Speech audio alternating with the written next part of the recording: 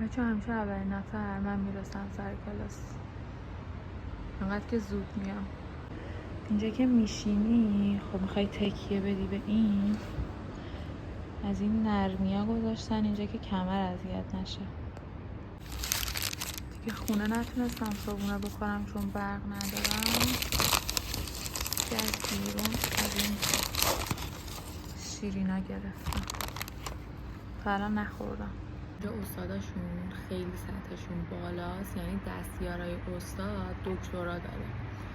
بعد هم خوشحالم هم ناراحت. خوشحال از اینکه تو این شرایط هم دارم درس میخونم، ناراحت از اینکه خب تو مملکت خودمون، تو ایران خودمون همچین امکاناتی نداریم. واقعا خیلی ناراحت کننده است.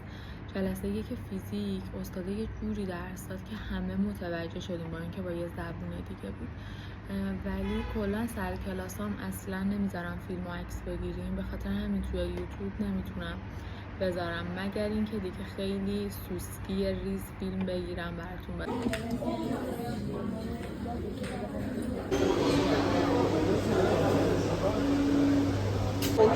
واقعا آدم احساس همیشه فقط میگم مثلا اینکه احساس کنیم مثلا کسی که مثلا اینجا اذیت میشه. چون من ویدیو یوتیوب میگیرم هش اومدم غذای دانشگاه رو بخورم. این 80 لیر بچه من کارم چه دوستان جوالی انقدر ترافیکه که گفتم این یه دوزن رو پیاده بیام.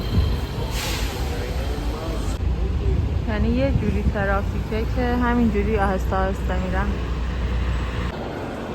میشه جوالی همیشه شلوغه. بسیار مجبوری